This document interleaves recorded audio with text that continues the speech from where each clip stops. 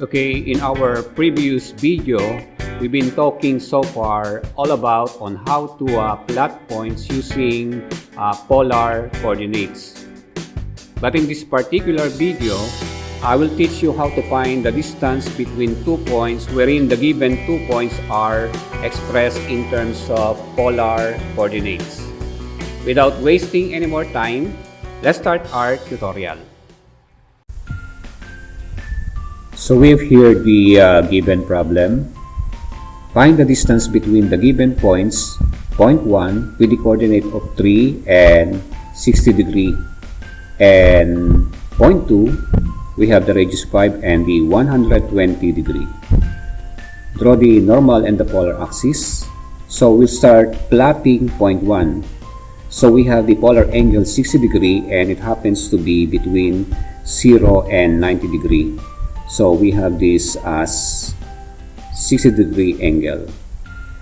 And draw a line here from the polar axis and lay off 3 units distance starting from the pole. So we have the first unit, the second unit, and the last unit.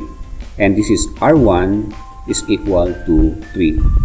So this is the given point 1 having a coordinates of 3 and 60 degree. Now considering point 2, since the polar angle 120 degree is in between 90 and 180 and that is positive, so we will measure that from the positive polar axis. So this is the 120 degree. And draw a line from the pole. So we have that line. And since the radius vector is 5, we will lay off 5 units distance on this line from the pole. So we have the first unit, the second unit, the third unit, the fourth unit, and the last unit. So this is R is equal to 5. And we have the given point 2. So having a coordinates of 5 and 120. Since we are asked to find the distance between the given points, point 1 and point 2, we will connect that point, that 2 points.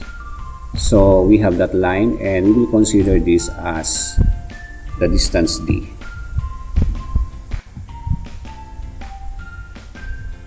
Finding now the distance between point 1 and point 2.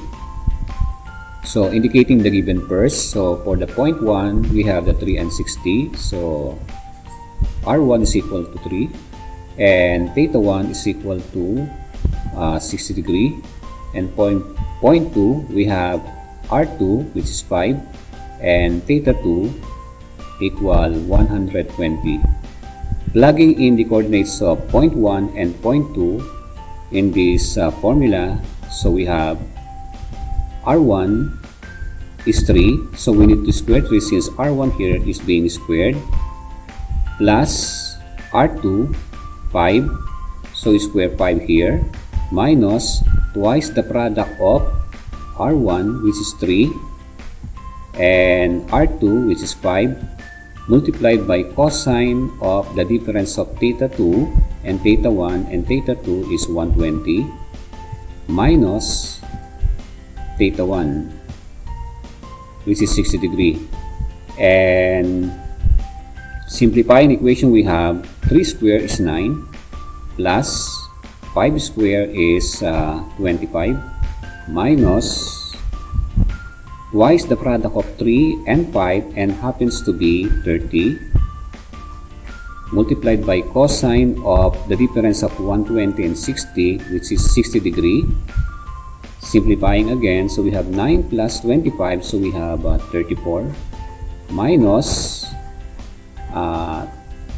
30 and cosine 60 is 1/2. So we have 34 minus 1/2 of 30 is 15. Now solving for D, extracting the square root on both sides, so we have D is equal to the square root of the difference of 34 and 15, and that is 19.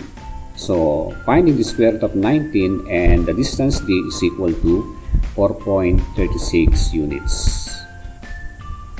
Another thing here is, in the given formula, we can take this in reverse order. Instead of R1, we will replace this R2, and this is R1.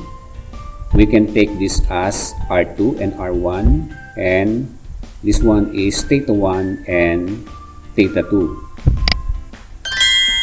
Okay, like the given equation here.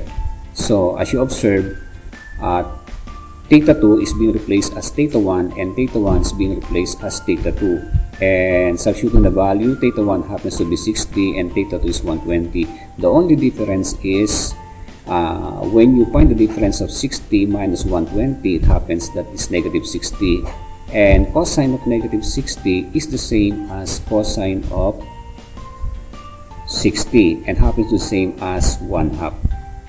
And you will observe that we will come up with the same value of distance, which is square root of 19, which is also the same as 4.36 units.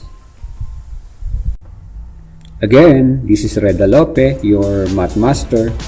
Don't forget to like, share, and subscribe. And thank you for watching Reda Lope TV. See you in the next video episode. May the Lord God bless us all.